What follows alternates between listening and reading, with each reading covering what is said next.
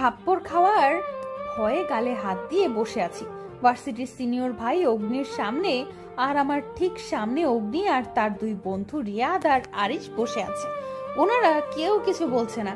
অগ্নি আমার দিকে রেগে তাকিয়ে আছে। ওরা কিছু বলছে না দেখে আমি নিজেই মুখ খুললাম। এখানে সত্যি আমার দোষ ছিল না। চুপ। না। এই চুপ। আগে আমার। নিধি, চুপ থাকো, এতে তোমারই ভালো। থাপড় খেতে না চাইলে চুপ করে বসে থাকতে বলছি না? অগ্নির কথা শুনে আমি আবারও গালে হাত দিয়ে বসে পড়লাম, কারণ এই লোকটার উপর আমার সম্পূর্ণ বিশ্বাস আছে যে ও এটা করতে পারে। আপনাদের আমার পরিচয়টা দিয়ে নেই, সাথে কি কারণে আমাকে এখানে বসিয়ে রাখা হয়েছে তাও জেনে আসি। আমি নিধি, পুরো নাম তানজিয়া নিধি, অনার্স প্রথম বর্ষে পড়ি। মা বাবার বড় মেয়ে, ছোট ভাই আছে একটা, নাম নিয়াদ, সে ক্লাস 8-এ পড়ে। আমরা দুই ভাই বোন টম এন্ড জেরির মতো ফাইট করি। এছাড়া আমার একটা পোষা বিড়াল আছে, নাম সানাই। এই হলো আমার পরিবার। এবার গল্পে ফিরে যাই চলুন। ভার্সিটিতে না খেয়ে চলে আসায় প্রচন্ড ক্ষুধা লাগে, তাই ক্যান্টিনে চলে যাই কিছু খেতে। সেখানে গিয়ে আমার প্রিয় খাবার নুডলস অর্ডার দিয়ে বসেছিলাম। ঠিক তখনই আমার বান্ধবী ঈশা সেখানে আসে। দুজনে ঝগড়া লেগে যায়। ঝগড়া লাগার একটাই কারণ, আমার নুডলসের বেশি অর্ধেকটাই ও খেয়ে ফেলেছে। আমি তার দিকে পানি ছুঁড়ে মারতেই নিচে বসে যাই, আর সেই পানি দিয়ে পরে অগ্নির শরীরে। এতেই ইনি রেগে বোম আমাকে এখানে এনে বসিয়ে রেখেছে। এবার আর সহ্য হলো না, তাই বলে উঠলাম, আমাকে এখানে এভাবে বসিয়ে রাখার মানে কি? অগ্নি আমার প্রশ্নের জবাবে কিছু না বলে ওর বন্ধুদের চলে যেতে ইশারা করে। ওরাও চলে যায়। তারপর উনি আমার দিকে পাল্টা প্রশ্ন ছুড়ে মারলেন, পানি ছোড়াছুড়ি কোন ধরনের মজা? আমি তো ঈশাকে মারছিলাম, আপনাকে না। তাহলে আমার শরীরে পড়লো কেন? বিশ্বাস করুন, এতে আমার একটুও দোষ নেই। কার দোষ শুনি বলো? সব দোষ ঈশার। ও তাই? কিন্তু পানি ছুড়েছো তো তুমি, সো প্রকৃত দোষী তুমি, সো শাস্তি তোমাকে পেতে হবে। শাস্তি মানে? কিসের শাস্তি? আমি কোনো দোষ করি নাই, তাহলে শাস্তি কেন পাবো? শাস্তি তো তুমি পাবেই। না। এই চুপ। ধমক দিয়ে বলে আমি সাথে সাথে মুখে আঙুল দিয়ে দেই, যার মানে আমি একদম চুপ। আমার এই অ্যাসাইনমেন্টগুলো করে দিবে কালকের মধ্যেই। এতগুলো খাতা ধরিয়ে দিয়ে চলে যায়। আমি খাতাগুলোর দিকে তাকিয়ে কাঁদো কাঁদো ফেস নিয়ে ক্লাসরুম থেকে বের হলাম। প্রথম বর্ষের স্টুডেন্ট হয়ে তৃতীয় বর্ষের অ্যাসাইনমেন্ট কিভাবে করব? এই অগ্নির পরিচয় তো দেওয়াই হলো না। অগ্নি চৌধুরী অনার্স তৃতীয় বর্ষে পড়ে, ভার্সিটির প্রিন্সিপাল স্যারের ছেলে। চেহারা হিরোদের মতো হলেও 1 নম্বরের ঘাটতারা আর বদমেজাজি। তবে এই ছেলেই নাকি মেয়েদের ক্রাশ। আমারও ক্রাশ ছিল, কিন্তু এখন আর নাই। অগ্নির গায়ের রং ফর্সা, চুলগুলো কপালে ফেলে রাখে, ঠোঁটের হালকা রং গোলাপি, আর বিলাই চোখ, উচ্চতা 5 ফুট 10। আমি খাতাগুলো নিয়ে ক্লাসরুমের দিকে যাচ্ছিলাম, তখন রিয়াদ ভাইয়া আমার সামনে এসে দাঁড়িয়ে আমার দিকে একটা বই এগিয়ে দিয়ে বললেন, এই বইটা নাও, অ্যাসাইনমেন্টগুলো করতে সহজ হবে। থ্যাঙ্কস ভাইয়া। আচ্ছা ভাইয়া, আপনি এত ভালো, কিন্তু আপনার ওই অগ্নির ফ্রেন্ড এত বজ্জাত কেন? যখনই দেখি আমার দিকে অগ্নি দৃষ্টি নিয়ে তাকিয়ে থাকে। রিয়াদ ভাইয়া কিছু না বলে মুচকি হেসে চলে যায়। কি হলো, আমি হাসির কি বললাম? আমি এত কিছু না ভেবে ক্লাসে চলে যাই। ক্লাসে যেতেই আমার দুই বান্ধবী রিমি আর ইরা আমার কাছে আসে। আমি ঈশার দিকে রাগী দৃষ্টিতে তাকাই। সে আমার তাকানোতে পাত্তা না দিয়ে চুপচাপ দাঁড়িয়ে আছে। রিমিও দাঁড়িয়ে আছে। আমি তাদের পাশ কাটিয়ে ব্যাগ নিয়ে ভার্সিটি থেকে বেরিয়ে পড়ি। আসার সময় রিমি আর ইরা অনেক ডাকে, কিন্তু আমি পাত্তা দিইনি। বাসায় কলিং বেল বাজতেই আম্মু এসে দরজা খুলে দেয়। আমাকে এত তাড়াতাড়ি আসতে দেখে ব্রো কুচকে তাকিয়ে আমার দিকে তাকায়। এভাবে তাকিয়েছো কেন? এত তাড়াতাড়ি চলে এলি যে? ক্লাস হয়নি বেশি। কথাটা বিশ্বাস হচ্ছে না। তুমি আমায় বাসায় ঢুকতে দিবে প্লিজ? আম্মু ব্রু কুচকে তাকিয়ে থেকে দরজা থেকে সরে দাঁড়ায়। আমি বড় বড় পা ফিরে নিজের রুমে চলে যাই। এখানে থাকলে 100টা প্রশ্নের সম্মুখীন হব। আমি নিজের রুমে এসে ফ্রেশ হয়ে বিছানায় গা এলিয়ে দিতেই অ্যাসাইনমেন্টের কথা মনে পড়ে যায়। ছট করে উঠে বসি আর কাজে লেগে পড়ি। রাত 10টা। কোমর আর ঘাড় ব্যথা হয়ে গেছে বসে থেকে, তবু এখনো 2টা খাতা বাকি আছে। দুপুরের আর রাতের খাবার আম্মু খাইয়ে দিয়েছে। এখন আমার ঘুম পাচ্ছে, কিন্তু ঘুমিয়ে গেলে আর অ্যাসাইনমেন্ট গুলো শেষ করতে পারবো না। উঠে রান্নাঘরে গিয়ে কফি বানিয়ে কফির মগ নিয়ে এসে আবার বসলাম অ্যাসাইনমেন্ট গুলো করতে। এগুলো শেষ করতে করতে রাত 1টা বেজে যায়। আমি সবগুলো খাতা গুছিয়ে নিয়ে শুয়ে পড়লাম। সকালে এই নিধি উঠ, 9টা বাজে, ভার্সিটিতে যাবি না? হুম। কি উঠ বলছি। আমি চোখ দুটো পিট পিট করে খুলে আম্মুকে দেখে আবার বন্ধ করে নিলাম, কিন্তু অ্যাসাইনমেন্টের কথা মাথায় আসতে এক লাফে উঠে যায়, এক দৌড়ে ওয়াশরুমে। আমার এমন কাণ্ডে আম্মু বোকা বনে গেল। আমি তাড়াতাড়ি রেডি হয়ে ভার্সিটিতে গেলাম। ভার্সিটিতে এসে দেখি গেটে অগ্নি দাঁড়িয়ে আছে। আমার মাথায় শয়তানি বুদ্ধি উকি মারছে, কিন্তু ইনার থেকে দূরে থাকতে চাই, তাই শয়তানকে সাইডে রেখে ভদ্র মেয়ের মতো গিয়ে ওর সামনে গিয়ে দাঁড়ালাম। হোয়াট? আপনার খাতা। ও থ্যাঙ্কস। আমি খাতাগুলো দিয়ে চলে আসছিলাম, তখনই পেছন থেকে অগ্নি আবার ডাক দেয়। নিধি? জি ভাইয়া, কিছু বলবেন? পরের বারের অ্যাসাইনমেন্টগুলো তুমিই করে দিও। আমার চোখ বড় বড় হয়ে যায়। এই ছেলে বলে কি পরবর্তী সময় আমাকে আর খুঁজে পাওয়া যাবে না। আমি এক চিৎকারে না বলে ওইখান থেকে চলে আসি। ক্লাসে এসে দেখি রিমি আর ঈশা বসে আছে গালে হাত দিয়ে। দেখে মনে হচ্ছে কিছু একটা চিন্তা করছে খুব গভীর ভাবে। আমি গিয়ে ওদের পেছনে দাঁড়িয়ে ওদের মাথায় মেরে বলি, কিরে কি ভাবছিস এত? তুই অ্যাসাইনমেন্ট করে বেঁচে আছিস নাকি তাই ভাবি? তুই বেঁচে আছিস, আল্লাহ আমার দোয়া শুনছে। ওই তোরা চুপ থাকতে পারিস না? ব্যাস, লেগে গেলাম তিনজনে ঝগড়া। তখন ক্লাসের স্যার চলে আসায় চুপ হয়ে যায়। খুব মনোযোগ দিয়ে ক্লাস করছিলাম, তখন কেউ বলে উঠে, মে আই কামিং স্যার? গলাটা পরিচিত লাগায় সেদিকে তাকাই। তাকিয়ে দেখি অগ্নি, রিয়া তার আরিশ দাঁড়িয়ে আছে। স্যারের অনুমতি পাওয়ায় তারা ক্লাসে ঢুকে। সবাই কেমন আছো? সবাই একসাথে বলল, ভালো। 5 দিন পর আমাদের ভার্সিটির 100 বছর পূর্তি, সো সবাইকে পার্টিসিপেট করতে হবে। আর যারা ভার্সিটি সাজাতে সাহায্য করবে তাদের নাম আরিশ বলে দিবে। অগ্নির অনুমতি পেয়ে আরিশ বলতে শুরু করে। কিছুক্ষণের মাঝে আমার নামটাও বলে উঠল। আমি দাঁড়াতেই অগ্নি আমার দিকে তাকিয়ে বাঁকা হাসলো। আমি বুঝতে পারলাম এই বেটা ইচ্ছে করে আমার নামটা রাখছে। একে একে সবার নাম বলা শেষ। আমার দুই পেতনি বান্ধবীর নাম নেয়নি, তাই তারা নাচে নাম দিবে বলে ঠিক করেছে। ভার্সিটি ছুটির পর একটা রিক্সাও পাচ্ছি না। রিমি আর ঈশার বাসা কাছে হওয়ায় ওরা হেঁটে চলে গেছে। আমি একবার এদিক আরেকবার ওদিক তাকিয়ে কোনো রিক্সা আসছে নাকি দেখি, কিন্তু রিক্সাটাও দেখা যাচ্ছে না। হঠাৎ করে কোথা থেকে অগ্নি এসে আমার সামনে বাইক থামায়। কি চাই? তোমাকে। মানে? কিছু না, চলো তোমাকে তোমার বাসায় পৌঁছে দিই। No thanks. ভেবে বলছো তো? আচ্ছা, কিন্তু একটাও রিক্সাও পাবা না। আমি কিছুক্ষণ ভেবে দেখলাম, তারপর ওর বাইকে উঠে বসলাম, কিন্তু দূরত্ব রেখে। বাইক থেকে নেমে অগ্নিকে থ্যাংক ইউ বলেই দৌড় দিয়ে বাসায় চলে আসি। কলিং বেল চাপতেই আম্মু দরজা খুলে দেয়। আমি সোজা নিজের রুমে গিয়ে দেখি সানাই বিছানায় বসে আছে, বারবার মাথা তুলে নিজের দিকে দেখছে। কি রে সানাই, কাকে খুঁজছিস? সানাই আমার কথা শুনে লাফিয়ে আমার দিকে তাকালো। আমাকে দেখে সে লাফাতে শুরু করলো। আমি ওর মাথায় হাত বুলিয়ে দিয়ে চলে যাই ফ্রেশ হতে।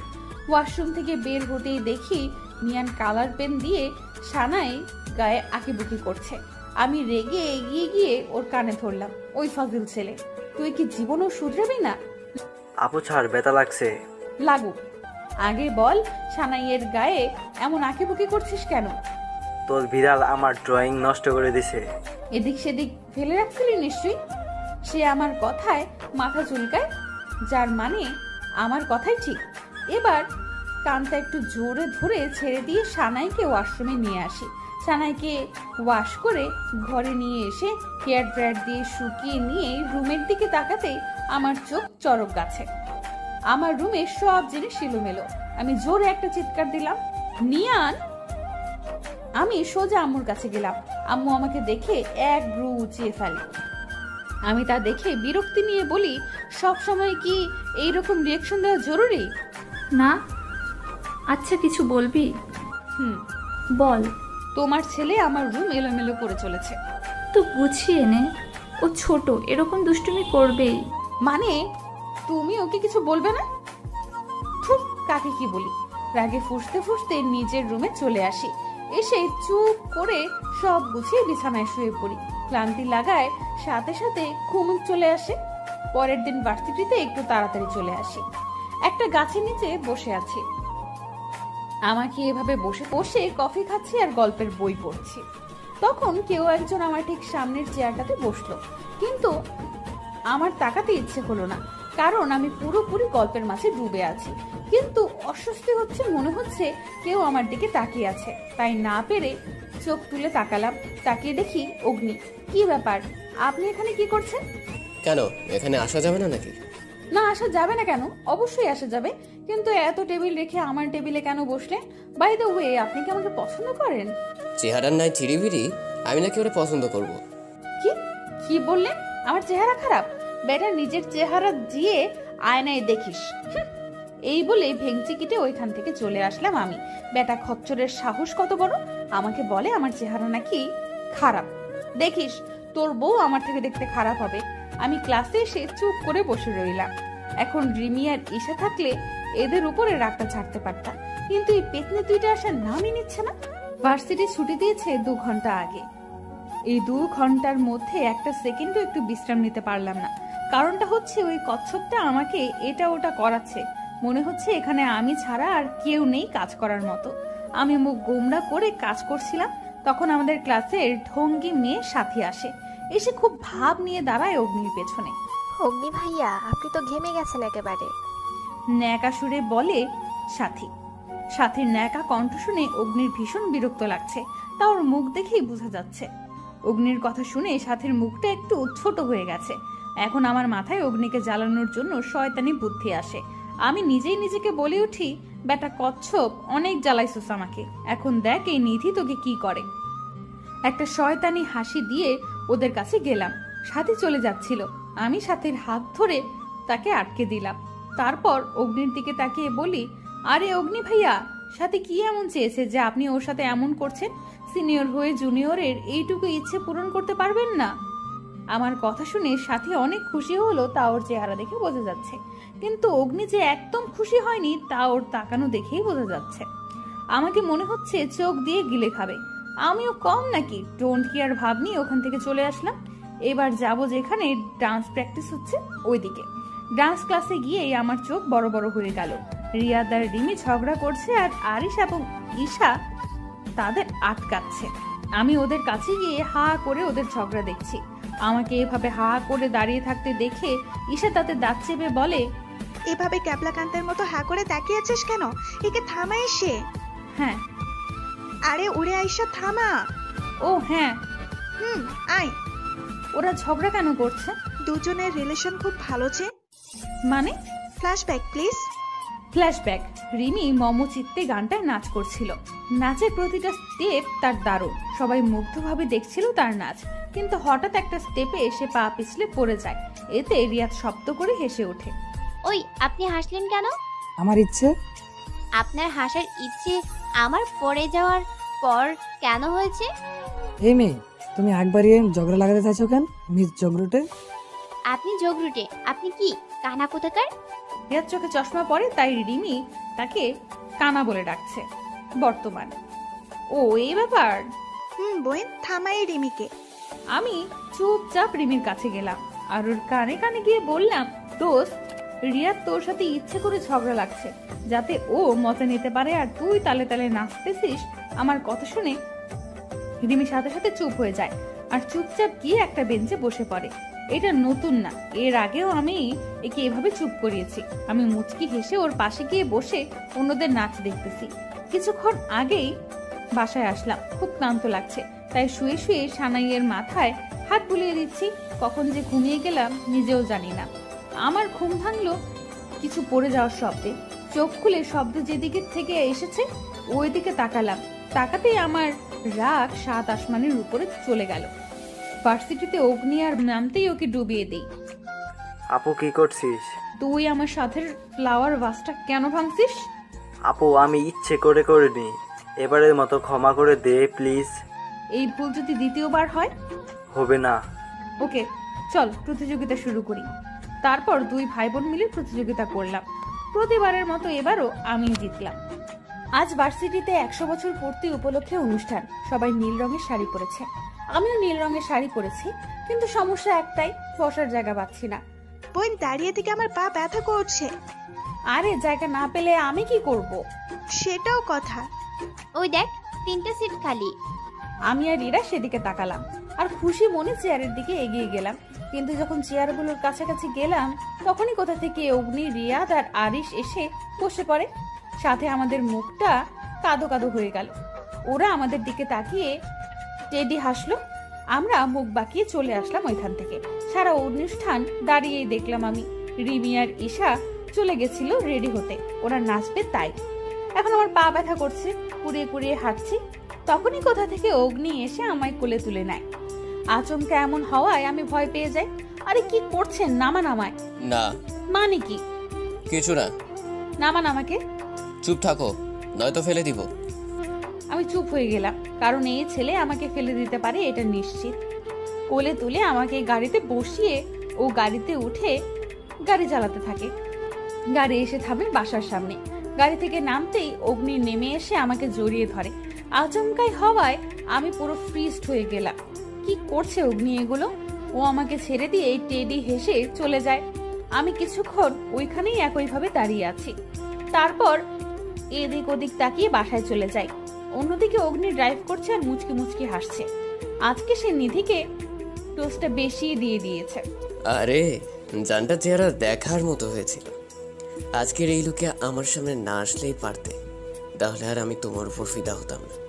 আজকের পর থেকে দেখবা আমার ভালোবাসা।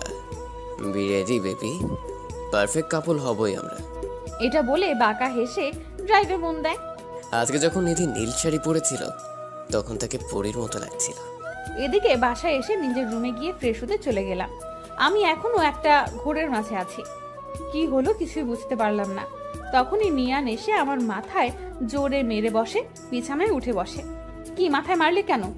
তোকে আব্বু ডাকছে। কেন? আমি জানি নাকি। আমি আর কিছু না বলে আব্বুর রুমে গেলাম। আব্বু আসবো? আরে আয়। আমি ভেতরে গিয়ে আব্বুর পাশে বসলাম। আব্বু আমার দিকে তাকিয়ে, আমি তোমাকে না জানিয়ে একটা সিদ্ধান্ত নিয়েছি।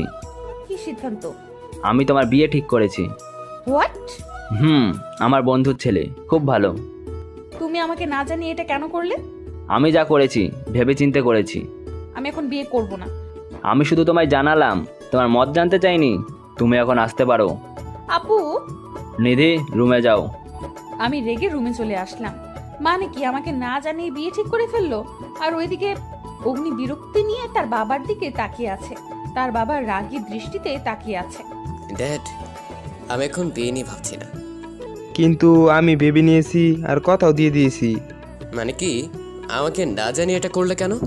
কারণ মেয়েটা খুব ভালো। আমি রাজি না। আমি তোমার মত জানতে চাইনি। কালকে মেয়ে দেখতে যাব, রেডি থেকো। ড্যাড, আমি আর কিছু শুনতে চাই না। অগ্নি ওইখান থেকে চলে গেল। ওর রাগ হচ্ছে খুব, কিন্তু ও ওর বাবার মুখের উপর কিছু বলতে পারবে না। কি আর করার? কিছুক্ষণ বসে ভাবলো অগ্নি কি করা যায়। তখনই তার মুখে হাসি ফুটে উঠলো। আর কালকে পাত্রীর সাথে আলাদা কথা বলে বিয়ে ভেঙে দিলেই তো হবে। সকালে সারা রুম জুড়ে পায়চারি করছি, আজকে নাকি আমাকে দেখতে আসবে। এদিকে আমি কি করব কিছুই ভেবে পাচ্ছি না। হঠাৎ মাথায় একটা আইডিয়া আসলো। পাত্রের সাথে তখন আলাদা কথা বলবো, তখন কিছু একটা বলে বিয়ে ভেঙে দিব। ইয়াহু! আমি নাচতে নাচতে ওয়াশরুমে চলে গেলাম। এখন নিজেকে একটু হালকা লাগছে। ফ্রেশ হয়ে বের হতেই দেখি আম্মু এসে বসে আছে শাড়ি নিয়ে। আম্মু, এখানে বসে আছো কেন? তোকে রেডি করতে এসেছি। মানে? ওরা 11টার দিকে এখানে আসবে, এখন বাজে 10টা। ও এখন আয়, তোকে রেডি করে দিই। আমি আর কিছু না বলে চুপ করে গিয়ে বসে পড়লাম রেডি হতে। আমাকে রেডি করে আম্মু চলে গেল। তার কিছুক্ষণ পর আমার বাদর ভাই আসলো রুমে। আপু, আজকে তোকে পুরাই পেতনির মতো লাগছে। ওই তুই যা এখান থেকে। আচ্ছা, তুই শ্বশুর বাড়িতে চলে গেলে তোর রুমটা আমি নিব। কেন? তুই নিবি কেন? আর আমি আর আসবো নাকি? একদম আমার রুমের দিকে নজর দিবি না প্লিজ। এমন করিস কেন? না। রাজি হয়ে যা না প্লিজ। তুই আমার রুমে কেন আসতে চাইছিস? আসলে তোর রুম থেকে আমার গার্লফ্রেন্ডের রুমটা ভালোভাবে দেখা যায়, তাই বলছিলাম আর কি। আমি নিয়নের কথা শুনে অবাক। 20 বছর বয়সে আজ পর্যন্ত প্রেম করলাম না, আর ও 13 বছর বয়সে গার্লফ্রেন্ড। পাত্রপক্ষের সামনে অবাক হয়ে পাত্রের দিকে তাকিয়ে আছি। পাত্র প্রথম অবাক হলেও এখনো ওর দৃষ্টি শান্ত। আমি এখনো অবাক চোখে ওর দিকে তাকিয়ে আছি। পাত্র যে আর কেউ না, অগ্নি। আমি নিজের দৃষ্টি সরিয়ে নেই, তখন অগ্নির মা বলে, যাও, তোমরা আলাদা কথা বলে আসো। আমি শুধু মাথা নাড়ালাম। যাক, একটা বিষয় নিশ্চিন্ত, এই বিয়েটা হবে না, কারণ অগ্নি তো আমাকে পছন্দই করে না। আমি অগ্নিকে নিয়ে নিচের রুমে আসলাম। অগ্নি গিয়ে আরামসে আমার বিছানায় বসলো। আমি দাঁড়িয়ে ওর দিকে তাকিয়ে একদমই বলতে শুরু করলাম, আমার পক্ষে আপনাকে বিয়ে করা সম্ভব না। আমি জানি আপনিও আমাকে পছন্দ করেন না, আর আমি আপনাকে সিনিয়র ছাড়া আর কিচ্ছু ভাবি না। তাই প্লিজ নিচে গিয়ে বলবেন আমাকে আপনার পছন্দ হয়নি। কথাগুলো একদমে বলে অগ্নির দিকে তাকাতেই আমার আত্মা কেঁপে উঠল। ওনার চোখ মুখ লাল হয়ে গেছে, দেখেই বোঝা যাচ্ছে উনি খুব রেগে আছেন। উনি আমাকে দেয়ালের সাথে চেপে ধরেন। এই মাত্র কি বললে? কেন, আপনি শুনতে পাননি? তোতলাও কেন? কিছুক্ষণ আগে যেভাবে বলছিলে ওইভাবে বলো। দেখুন, ভালো হচ্ছে না। কি ভালো হচ্ছে না? আমাকে ছাড়ুন। ছাড়বো একটা শর্তে। কি শর্ত? নিচে গিয়ে সবাইকে বলতে হবে তুমি বিয়েতে রাজি। আমি কখনো রাজি হব না। ওকে, তাহলে আমিও ছাড়ছি না তোমায়। মানে কি? আচ্ছা, তুমি কি চাইছো? আমি তোমায় কিস করি? না, এরকম করবেন না, আমি রাজি। গুড, এখন নিচে যাই, চলো। নিচে এসে বললাম আমি রাজি বিয়েতে। সবাই খুব খুশি, সবার মুখেই হাসি লেগে আছে, শুধু আমার মুখে নেই। আমার তো ইচ্ছে করছে এই অগ্নির বাচ্চাকে পানি ছাড়া ধুয়ে দিতে। ডেট ঠিক করা হলো, 9 দিন পর বিয়ে। আমার কেন জানি খুব কান্না পাচ্ছে, কোনো কিছুই ভালো লাগছে না। পরের দিন ভার্সিটির মাঠে বসে আছি। ইরা আর রিমি গালে হাত দিয়ে আমার দিকে তাকিয়ে আছে, যা আমার জন্য খুব বিরক্তিকর, কিন্তু কিছু বলছি না। এখন ঝগড়া করতে ভালো লাগছে না। হঠাৎ রিমি বলে ওঠে, অগ্নি ভাইয়া তোকে পছন্দ করে? আমি জানি না। আমি জানি না গোশালিকা। আরে হবু জিজু যে। আমি আমার হবু বউকে নিয়ে যাচ্ছি, তোমাদের কোনো আপত্তি নেই তো? কোনো আপত্তি নেই। আমার আপত্তি আছে। এখানে তোমার মতো কেউ জানতে চাইনি। আমার রাগ লাগলো অগ্নির কথা শুনে। ও নিজেকে ভাবে কি? আমি যাব না। বউ চলো। আমি যাব না। তুমি কি চাও আমি তোমাকে সব স্টুডেন্টের মাঝে কোলে নিয়ে যাই? আমি ওর দিকে তাকাতেই ও আমাকে চোখ টিপ দেয়। আমি রেগে ওর দিকে তাকিয়ে উঠে গেলাম। রিমি আর ঈশা টাটা বলে আমার হাত ধরে গাড়ির দিকে নিয়ে যেতে থাকে। অগ্নি 1 ঘন্টা ধরে গাড়িতে বসে আছি। কোথায় নিয়ে যাচ্ছে কিছুই বলছে না, আর কিছু বলতে গেলে এমন ভাবে তাকায়, পরে আর সাহস পাই না কিছু বলার। বলছিলাম কি, বলো। আমরা কোথায় যাচ্ছি? গেলেই দেখতে পাবে।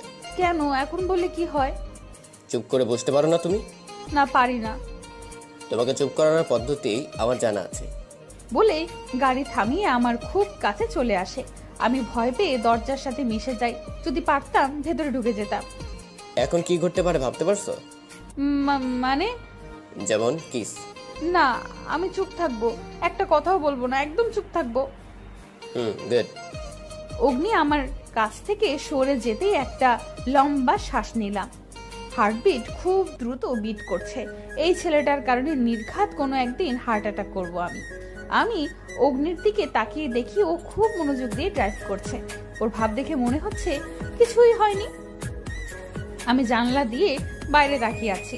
হঠাৎ করে গাড়ি থেমে যেতেই আমি অগ্নির দিকে তাকালাম। সে সামনের দিকে তাকিয়ে বলে, নামো। কেন? নামলেই দেখতে পাবে। আমি আর কিছু না বলে ফুস করে একটা শ্বাস ফেলে গাড়ি থেকে নামলাম। অগ্নি এসে আমার হাত ধরে নিয়ে যেতে থাকে। সামনে তাকিয়ে দেখলাম আমরা নদীর তীরে আসলাম। আমাকে এখানে কেন নিয়ে এলেন? রোম্যান্স করতে। আমি বাসায় যাব। এই, তুমি তোতলাও কেন? কিছু না, আমি বাসায় যাব এক্ষুনি। বলছি না কিছুক্ষণ পর গিয়ে দিয়ে আসবো। এখন আমরা নৌকায় উঠবো। আমার নৌকায় উঠতে প্রচুর ভয় লাগে। সেই ছোট থেকেই নৌকায় উঠতে আমার ভয় লাগে। আমার ভয়ে গলা শুকিয়ে গেছে, মাথা ঘোরাচ্ছে। এরপর আর কিচ্ছু মনে নেই, চোখ বন্ধ হয়ে এলো। চোখ খুলে দেখি আমি হাসপাতালের বেডে শুয়ে আছি। আমার পাশের চেয়ার টেনে হাত ধরে অগ্নি বসে আছে। চোখ দুটো লাল হয়ে গেছে। কেবিনের বাইরে আব্বু আর আম্মু দাঁড়িয়ে ডাক্তারের সাথে কথা বলছে। আম্মু কেবিনে এসে বলে, চলো মা, বাসায় যাব। চলো। আন্টি চলুন, আমি আপনাদের দিয়ে আসছি। তারপর অগ্নি গাড়ি করে এসে আমাদের বাসায় দিয়ে যায়। অগ্নি কেমন অপরাধের মতো ছিল, আমার দিকে সে তাকায়নি। ওর চোখ দুটো লাল হয়েছিল, মনে হচ্ছিল কান্না আটকানোর চেষ্টা করছিল। রাত 12টা, ঘুমের মাঝে আমার দম বন্ধ হয়ে আসছিল। আমি চোখ খুলে নিজেকে একটা ছেলের বাহুতে আবদ্ধ পেলাম। চিৎকার করতে যাব, তখনই ছেলেটা আমার মুখ চিপে ধরে বলল, আমি অগ্নি। আপনি এখানে কি করছেন? নিধি, আমি সরি, আমি জানতাম না যে তুমি নৌকায় উঠতে এত ভয় পাও, তাহলে কখনো নৌকায় যেতাম না। আমাকে শক্ত করে জড়িয়ে ধরে বলে অগ্নি, আর এদিকে আমার দম বন্ধ হয়ে আসছে। এই কচ্ছপটার এভাবে জড়িয়ে ধরতে হয় নাকি? তবু মুখে হাসি টেনে বলি, আচ্ছা ঠিক আছে। এটা বলাতে আমাকে আর শক্ত করে জড়িয়ে ধরে। আজকে মনে হয় আমি ওয়াক্কা যাব। আজকের পর থেকে নিধি নামক আমিটা থাকবো না। বিদায় পৃথিবী, ভালো থেকো। 6 দিন কেটে গেছে বিয়ের, আর 3 দিন বাকি। এই 6 দিনে অগ্নি আমাকে নানাভাবে জ্বালিয়েছে। রাতে 3টা পর্যন্ত ওর সাথে ফোনে কথা বলা লাগছে, নয়তো বাসার নিচে চলে আসতো। আমার সব কাজিনরা চলে এসেছে। বিয়ে তো আমরা কাজিনরা মিলে আড্ডা দিচ্ছিলাম, তখন আমার এক চাচাতো ভাই আকাশ এসে বলে, নিধি তুই একটু এসে শুনবি? আসছি। আমি উঠে আকাশের পেছন গেলাম। আকাশ আর আমি সমবয়সী। আমাকে আকাশ ছাদে নিয়ে আসে। নিধি, আমি তোকে কিছু বলতে চাই। বল। আসলে আমি তোকে আমাকে কি? আমি তোকে ভালোবাসি। চোখ বন্ধ করে বলে আকাশ। আমি তার কথা শুনে ওর দিকে তাকিয়ে হেসে বললাম, এই তোর মজা বন্ধ কর তো। আমি সত্যিই তোকে ভালোবাসি, মজা করছি না আমি। হোয়াট? তুই সব কি বলছিস? যা বলছি ঠিকই বলছি। তুই এই বিয়েটা ভেঙে দে, নয়তো চল আমরা পালিয়ে যাই। আমি আকাশের কথা শুনে ওর গালে চড় মারলাম। পালিয়ে যাব মানে কি? আমি ওরে বলছি একবারও যে আমি ওকে ভালোবাসি? আমার বিয়েতে তোকে যেন আশেপাশে না দেখি। আর একটা থাপ্পড় যদি খেতে না চাস, তাহলে আমার আশেপাশেও আসবি না। এই বলে ওইখান থেকে চলে আসি। চুপচাপ নিজের রুমে গিয়ে বিছানায় শুয়ে পড়ি। রাগে হাত পা কাঁপছে আমার। রাগে ফুঁসতে ফুঁসতে কখন যে ঘুমিয়ে গেলাম। দুপুর 2টা বাজে আমার ঘুম ভাঙে।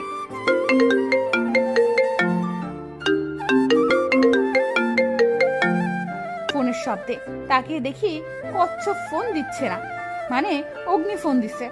ওর নাম্বার কচ্ছপ দিয়ে সেভ করছি। সে যাই হোক, ফোনটা ধরলাম। হ্যালো। কি করে আমার বউটা? আপনার বউটা ঘুমায়। আমার বউটার ঘুম হইছে? খাইছো কিছু? না। আপনি? তুমি খাওনি কেন? মাত্র ঘুম থেকে উঠলাম। ওকে যাও, ফ্রেশ হয়ে খেয়ে নাও। টাটা। আমিও টাটা বলে ফোন রেখে দিলাম। উঠে ওয়াশরুমে গিয়ে ফ্রেশ হয়ে নিচে গেলাম খেতে। নিচে গিয়ে দেখি আত্মীয় স্বজনরা ভরে গেছে বাসা। আমি চুপচাপ রান্নাঘরে আম্মুর কাছে চলে গেলাম। আম্মু, খুব ক্ষুধা লাগছে। তুই যা, আমি নিয়ানকে দিয়ে খাবার পাঠাচ্ছি। আচ্ছা। আমি রান্নাঘর থেকে বের হয়ে নিজের রুমে যাচ্ছিলাম, তখন কোথা থেকে আকাশ এসে আমার সামনে দাঁড়ায়। আমি বিরক্ত নিয়ে বলি, কি? আমি সরি, আমায় ক্ষমা করে দে। আমি সত্যি আর কখনো বলবো না এটা। ওকে, এটাই লাস্ট। থ্যাঙ্কস। আমি আর কিছু না বলে মুচকি হেসে ওখান থেকে চলে আসি। নিজের রুমে গিয়ে বিছানায় বসলাম। কিছুক্ষণের মাঝে নিয়ান খাবার নিয়ে রুমে আসে। চোখ দুটো কেমন লাল হয়ে আছে। ও বিছানায় খাবার প্লেট নিয়ে বসতেই আমি উঠে হাত ধুতে যেতে যাব, তখনও বলে ওঠে, আপু। বল। আজকে আমি তোকে খাইয়ে দেই। কেন? ইচ্ছে। আচ্ছা দে। ও মাথা নাড়িয়ে হাত ধুতে চলে যায়। ও যে কিছুক্ষণ আগে কান্না করেছে তা ওর চেহারা দেখেই বোঝা যাচ্ছে। আর ওর কান্নার কারণ হলো আমার বিয়ে। নিয়ান হাত ধুয়ে এসে আমাকে খাইয়ে দিচ্ছে। আমার খুব কষ্ট হচ্ছে ওর চেহারা দেখে। ও খাওয়ানো শেষ করে হাত ধুয়ে আমার পাশে বসে থাকে। আমি তার দিকে তাকিয়ে আছি। হঠাৎ সে আমাকে জড়িয়ে ধরে কান্না করে দেয়। কি হয়েছে ভাই? আপু, আমি তোকে ছাড়া থাকতে পারবো না। কি করে থাকবো বল? তোর সাথে ঝগড়া না করলে আমার ভালো লাগে না। তোকে না জ্বালালে আমার ভালো লাগে না। তুই তো আমার একমাত্র সঙ্গী, যার সাথে আমি দুষ্টুমি করি, যাকে প্রচুর জ্বালাই, কিন্তু তবু সে আমার অনেক ভুল লুকিয়ে আমাকে বকার হাত থেকে বাঁচায়। তুই চলে গেলে আমায় কে বাঁচাবে? নিয়ানের কথা শুনে আর কান্না দেখে আমার চোখ দিয়ে পানি পড়ছে, কিন্তু কাঁদতে পারছি না। কাঁদলেও আরো বেশি কাঁদবে। তাই ওর মাথাটা আমি তুলে তার গালে হাত রেখে বললাম, আরে বোকা, আমি কি আর আসবো না নাকি? আর যখন তুই বকা খাওয়ার মতো কোনো কাজ করবি তখন আমায় ফোন দিয়ে বলবি, আর আমি তোকে বলে দিব কি করতে হবে। এভাবে কেউ কাঁদে নাকি? সে কিছু না বলে আমাকে জড়িয়ে ধরেই বসে আছে। আমি তার মাথায় হাত বুলিয়ে দিচ্ছি। কাঁদতে কাঁদতে হেঁচকি তুলে ফেলছে। আমি সত্যি ওকে খুব মিস করব। আস্তে আস্তে নিয়ান ঘুমিয়ে যায়। আমি ওকে শুইয়ে দিয়ে বারান্দায় চলে গেলাম। হোয়াট? অগ্নির বিয়ে? হ্যাঁ, তাও আবার আমার ভালোবাসার সাথে। কি বলছো আকাশ? অগ্নির বিয়ে হয়ে যাচ্ছে? কিন্তু এই 3 দিনে আমি তো দেশে আসতে পারবো না। আমি 5 দিনের আগে দেশে আসতে পারবো না। এখন কি করব? চিন্তা করো না, বিয়েটা হয়ে যেতে দাও। ওদের কিভাবে আলাদা করতে হয় তা আমরা দুজনেই করব। ওকে। মেয়েটা ফোন কেটে দেয়। আকাশ আশেপাশে তাকিয়ে একটা স্বস্তির নিঃশ্বাস ফেলে ওইখান থেকে শয়তানি হাসি দিয়ে চলে যায়। আমি বারান্দায় দাঁড়িয়েছিলাম।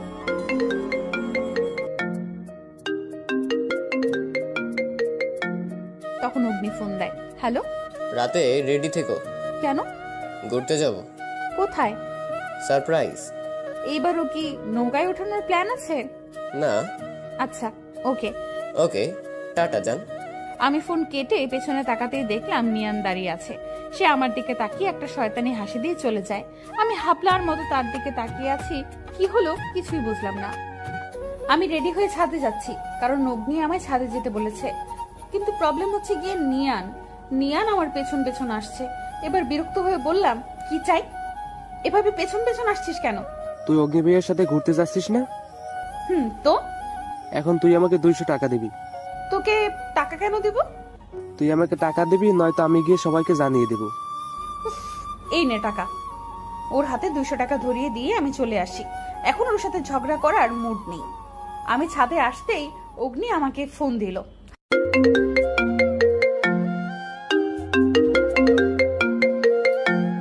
হ্যালো। এসে গেছো ছাদে? এসে গেছি। ছাদের কিনারায় এসে দেখো একটা মোটা দড়ি টানানো আছে। ওইটা বেয়ে নিচে নেমে আসো। আমি দড়ি বেয়ে নামবো কেন? কারণ মেইন দরজা দিয়ে বেরোতে গেলে দারোয়ান তোমাকে বেরোতে দিত না। এখন চুপচাপ নেমে আসো। আমি ফোনটা কেটে দিয়ে ছাদের কিনারায় আসলাম। দড়িটা ধরে কিনারায় দাঁড়িয়ে আছি। নামার সাহস হচ্ছে না। অগ্নির দিকে তাকাতেই সে ইশারা করছে নেমে আসতে। আমি মনে মনে আল্লাহর নাম নিয়ে নিচে নামলাম। ভয়ে হাত পা কাঁপছে আমার। আরে এত ভয় পাও কেন? আপনি কি বুঝবেন? এইটুকুর জন্য আমার জানটা বেরিয়ে যায়নি। হয়েছে, এবার চলো। চলুন। অগ্নি আমাকে ফ্রন্ট সিটে বসিয়ে সে গিয়ে ড্রাইভিং সিটে বসে গাড়ি ড্রাইভ করতে শুরু করে। সত্যি রাতের বেলা ঘোরার মজাই আলাদা। চারদিকে নিস্তব্ধ, জনমানব শূন্য। আমার খুব ভালো লাগছে। সময়টা যদি এখানেই থেমে যেত। প্রিয় মানুষটার পাশে বসে থাকলে কার না ভালো লাগে। হ্যাঁ, আমি অগ্নিকে ভালোবেসে ফেলেছি। এই 6 দিনে ওকে আমি ভালোবেসে ফেলেছি। আমি অগ্নির দিকে তাকালাম। অগ্নি আর চোখে আমার দিকে তাকিয়ে মুচকি হেসে বলে, বউ কিছু বলবে? না। কিন্তু আমার কেন জানি মনে হচ্ছে তুমি আমাকে কিছু বলতে চাও। তো আমি কি করব? কিস করো। ওর কথা শুনে ওর দিকে চোখ বড় বড় করে তাকালাম, কিন্তু পরক্ষণেই চোখ নামিয়ে নিলাম। আবারও মুচকি হেসে ড্রাইভ করতে থাকে। লন্ডন সারা ঘর তছনছ করছে একটা মেয়ে। আকাশের কাছ থেকে অগ্নির বিয়ের খবর শুনে ওর আগে ফুসছে।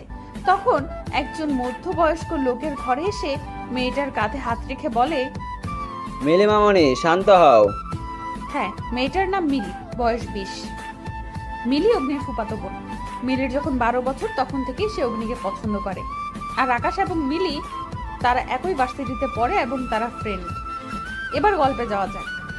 আমায় কিভাবে শান্ত হতে বলছো পাপা? ওইখানে আমার অগ্নির বিয়ে হয়ে যাচ্ছে। ওহ মামনি, আজকাল একটা কাগজে সাইন দিলে বিয়ে হয়ে যায়, আরেকটা কাগজে সাইন দিলে ডিভোর্স হয়ে যায়। তার মানে ওদের বিয়ে হবে ঠিক আছে, কিন্তু ডিভোর্স হতে কতক্ষণ? ইউ আর দ্য বেস্ট পাপা। সকালে ঘুম থেকে উঠে দেখি 11টা বাজে। অনেক রাত করে ঘুমানোর জন্য উঠতে দেরি হয়ে গেছে। আমি তাড়াতাড়ি উঠে ফ্রেশ হতে চললাম। আমি ফ্রেশ হয়ে এসে দেখি আকাশ আমার রুমে বসে আছে। কিরে, তুই এখানে কি করছিস? তোর সাথে অগ্নির ব্যাপারে কিছু বলার আছে। কি কথা? অগ্নি কোনো ভালো ছেলে নয়, সে ডার্ক মাফিয়া টিমের কিং। আকাশও খুব ভালো ছেলে। আর তোর কালকের ঘটনা আমি ভুলে যাইনি। তুই ভাবলি কি করে অগ্নির মতো সহজ সরল ছেলে মাফিয়া হবে? নিদি আমি তো ব্যাস, আকাশ বেরিয়ে যায় এখান থেকে। আকাশ রেগে বেরিয়ে যায় রুম থেকে। আকাশ চলে যেতেই একটা বাঁকা হাসি দিয়ে চলে গেলাম নিচে, কারণ খুব ক্ষুধা লেগেছে আমার। খাবার খেয়ে ছাদে গেলাম আমি। আকাশ রাগে ফুঁসছে। যদি পারতো সব কিছু শেষ করে দিত। রাগে ওর পুরো শরীর জ্বলছে। শুধু অগ্নিকে বিশ্বাস করছিস কেন? তুই আমাকে বিশ্বাস করিস না? রাগে ফুলদানিটা আছাড় মেরে ভেঙে ফেললো আর নিজের রুম থেকে বের হয়ে গেল। আজকে আমার মেহেদি অনুষ্ঠান, হাতে মেহেদি লাগাচ্ছে। সে কখন থেকে বসে আছি। রিমি আর ঈশা আমাকে মেহেদি দিয়ে দিচ্ছে। কি রে, আর কতক্ষণ লাগবে? এই তুই চুপ করে বস তো। পুর ভাল লাগে না। তুই মুখ বন্ধ কর, তাহলেই তাড়াতাড়ি শেষ হয়ে যাবে। এই নিয়ে তুই 70 বার জিজ্ঞেস করছিস। আমরা নিজেরা ফিসফিস করছিলাম, তখন আকাশ হাতে মাইক নিয়ে এসে আমার কাজিনদের মধ্যে কয়েকজন নাচবে। সে যাই হোক, নাচ দেখে কিছুক্ষণের জন্য চুপ হয়ে গেলাম। এই ফাঁকে ঈশা আর রিমি মেহেদি দেওয়া শেষ করে ফেলেছে। ফ্যান ছেড়ে মেহেদির হাতগুলো উপরে তুলে শুয়ে আছি। তখনই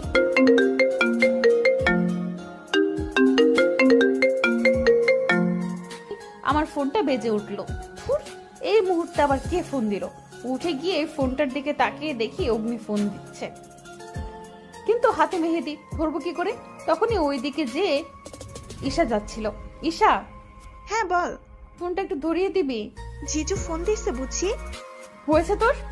ঈশা মুচকি হেসে ফোনটা ধরে লাউড স্পিকার দিয়ে চলে যায়। আমি অগ্নির সাথে কিছুক্ষণ কথা বলে ফোনটা রেখে শুয়ে পড়লাম। হাতে মেহেদি শুকিয়ে যাওয়ার পর হাত ধুয়ে এসে ঘুমিয়ে পড়লাম। পুতুলের মতো বসে আছি। পার্লারের মেয়েরা আমাকে সাজাচ্ছে, আর বসে থাকা পসিবল হচ্ছে না। 2 ঘন্টা ধরে সাজাচ্ছে। কি সাজাচ্ছে আল্লাহ জানে। অনেক কষ্টে কিছুক্ষণ সহ্য করে থাকা গেলেও এখন সম্ভব না, তাই না পেরে বলে উঠলাম, আর কতক্ষণ লাগবে? ম্যাম, শুধু চোখে কাজল আর ঠোঁটে লিপস্টিক দিলেই হয়ে যাবে।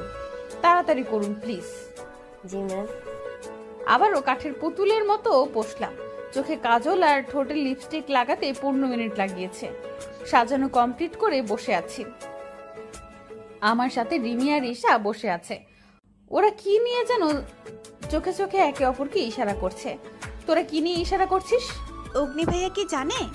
ঈশার কথা শুনে ওদের দিকে তাকিয়ে বাঁকা হাসলাম। ওরাও আমার দিকে তাকিয়ে রহস্যময় হাসি দিল। তারপর বিয়েটাও ঠিকঠাক মতো হয়ে গেল। বাসর ঘরে বসে আছি। কিছুক্ষণ আগে আমাকে অগ্নির ঘরে বসিয়ে দিয়ে গেছে অগ্নির বোন অনি। অনি মেয়েটা খুব মিষ্টি আর মিশুক। আমাকে অনেক সহজেই আপন করে নিয়েছে। দরজা খোলার শব্দে ভাবনা থেকে ফিরে আসলাম। অগ্নি দরজা খুলে ভেতরে ঢুকে সোজা ওয়াশরুমে চলে গেল। ও এমন ভাবে গেছে মনে হচ্ছে ও ছাড়া এই রুমে আর কেউ নেই। বচ্চাত লোক আইসে আমারে অ্যাটিটিউড দেখাতে। আমি আনমনে ওকে বকে যাচ্ছিলাম। তখন অগ্নি ওয়াশরুম থেকে বের হয়ে বলে, আমাকে বকা শেষ হয়ে থাকলে আপনি ফ্রেশ হয়ে আসতে পারেন। আমি একটা ভেঙচি কেটে কালো রঙের শাড়ি নিয়ে চলে গেলাম ওয়াশরুমের শাওয়ার নিতে। ফ্রেশ হয়ে এসে নিজের চুলগুলো ঠিক করে নিলাম। শাওয়ার নিয়ে এখন নিজেকে হালকা লাগছে। ঘুরতে যাবে? হ্যাঁ বলেছি, ঘুরতে যাবে এখন? হ্যাঁ যাবে। হ্যাঁ যাব। ওকে চলো। আমি আর অগ্নি চলে গেলাম। আজকে আর গাড়ি নিলাম না। হাঁটতে ভালোই লাগছে। ল্যাম্প পোস্টের আলোতে নতুন দম্পতি হেঁটে যাচ্ছে। আমার কাছে মুহূর্তটা ভালোই লাগছে। মাত্র বাইরে থেকে এসে ফ্রেশ হয়ে এসে শুয়ে পড়লাম। ক্লান্ত থাকায় খুব তাড়াতাড়ি ঘুমিয়ে গেলাম। অগ্নি ফ্রেশ হয়ে এসে আমাকে আষ্টে পৃষ্ঠে জড়িয়ে ধরে আছে। আরে কি করছেন? আমার শ্বাস নিতে কষ্ট হচ্ছে। তোমার কষ্ট হচ্ছে না আমি জানি। ওরা ডিম জানেন। ছাড়ুন আমায়। চুপচাপ ঘুমায়, নয়তো কিস করব। এই লোকটার উপর বিশ্বাস আছে, উনি এটা করতে পারবে, তাই চুপ হয়ে গেলাম। আমাকে চুপ হয়ে যেতে দেখে মুচকি হেসে অগ্নি ঘুমিয়ে গেল। সকাল 8টায় ঘুম ভেঙে গেল আমার। কিন্তু উঠবো কি করে? এই মহারাজ আমাকে এমন ভাবে জড়িয়ে ধরে আছে যে আমি একটুও নড়তে পারছি না। এই যে শুনছেন অগ্নি, শুনছেন অগ্নি? হালকা হালকা নড়ে আবার ঘুমিয়ে যায়। কি ঘুম রে বাবা! আমি রেগে অগ্নিকে চিমটি কাটতে লাগলাম। এবার সে বিরক্ত হয়ে চোখ খুলে আরো শক্ত করে জড়িয়ে ধরে ঘুমিয়ে যায়। আমি ব্যাককলের মতো তার দিকে তাকিয়ে আছি। মন খারাপ করে দাঁড়িয়ে আছি ব্যালকনিতে। সকালেই আমাদের বাসায় এসেছি আমি আর অগ্নি। বাসায় এসে দেখি সানাইকে কেউ মেরে দিছে। নিজের বিড়ালকে হারিয়ে খারাপ লাগছে খুব। কান্না আসছে কিন্তু কাঁদছি না। হঠাৎ পেছন থেকে কেউ কাঁধে হাত রাখতেই চমকে পেছনে তাকালাম আমি। তাকিয়ে দেখি অগ্নি। ওকে দেখে ফুস করে একটা শ্বাস ছেড়ে আবার আকাশের দিকে তাকালাম। কিছু বলবে? অগ্নি কিছু না বলে আমাকে পেছন থেকে জড়িয়ে ধরে। আমি একা থাকতে চাই কিছুক্ষণ। আমি থাকতে দিব না, চুপচাপ রুমে চলো। দুপুরে খাবার খাওনি। আমি খাবো না, যান আপনি। চুপচাপ এসো বলছি। আমাকে অগ্নি জোর করে রুমে নিয়ে আসে। রুমে নিয়ে সেই বিছানায় বসিয়ে দেয়। চুপ করে এখানে বসো। আমি খাবো না। তোমার মত জানতে চাইনি। আমি আর কিছু বলতে পারলাম না অগ্নির চোখ পাকানো দেখে, তাই চুপচাপ খেয়ে নিলাম। আমাকে খাইয়ে দিয়ে আমার কপালে চুমু খেয়ে সে চলে যায়। আমি আর অগ্নি ঝগড়া করছি। ঝগড়ার মেইন কারণ হচ্ছে আমি রিমি আর ঈশার সাথে ঘুরতে যাব, কিন্তু উনি আমাকে দিবে না। আমি যাব না, তুমি যাবে না। আমি যাব বলছি, তার মানে যাবই। না, তুমি যাবে না। আমি যাব। তুমি যাবে না, যাবে না, যাবে না। এবার আমি কিছু বলতে যাব, তখনই রিয়াদ, আরিশ, রিমি আর ইরা রুমে ঢুকে। রিয়াদ এসে অগ্নিকে পাঁচ মেরে বলে, আমি কি শুধু শুধু তোদের পারফেক্ট কাপল বলি? তোরা একজন আরেকজনের থেকে একটুও কম না, কোনো কিছুতেই হার মানবি না। আমরা সবাই হেসে দিলাম। অনেক কষ্টে অগ্নিকে রাজি করিয়ে আম্মু আব্বুর কাছ থেকে বিদায় নিয়ে পেরিয়ে গেলাম। পার্কে আমি, রিমি আর ঈশা হাঁটছিলাম। তখন কয়েকটা লোক আমাদের সামনে এসে থামে। আপনাদের সাথে কিছু কথা আছে। কি কথা? একটু এইদিকে আসবেন। কেন? এখানে দাঁড়িয়ে বলে। লোকটা আমাদের আর কিছু না বলে আমাদের নাকের কাছে স্প্রে করে দেয়, আর আমরা ওইখানেই পড়ে যাই। রেড মাফিয়া গ্রুপ আকাশ রেগে তাকিয়ে আছে তার লোকদের দিকে, আর সবাই মাথা নিচু করে তাকিয়ে আছে, কারণ লোকগুলো আমাকে কিডন্যাপ করে নিয়ে এসেছে। তখনই রেড মাফিয়া কুইন আসে সেখানে। প্রতিটি মেয়ের ছবি পাঠিয়ে দিয়েছে, তার নাকি এদেরকেই চাই। এছাড়া অন্য কোনো মেয়ে দিলে তারা ডিল ক্যান্সেল করবে। কি বলছো? এখানে আমার নিধিও আছে? হোয়াট? হুম। এখন কি করব? 10 কোটি টাকার ডিল। ওকে, এটা নিধিকেও পাচার করা হবে। মন খারাপ করো না আকাশ, এর থেকেও ভালো মেয়ে পাবে তুমি। আর আমি তো আছি, তাই না? মেয়েটার কথায় হালকা হাসে আকাশ। মেয়েটা আর আকাশ ওই কক্ষে প্রবেশ করতেই থ হয়ে যায়। জ্ঞান ফিরতেই নিজেকে নিজের রুমে আবিষ্কার করলাম। আমার জ্ঞান ফিরেছে দেখেই অগ্নি আমাকে শক্ত করে জড়িয়ে ধরে। আমি এখানে আসলাম কি করে?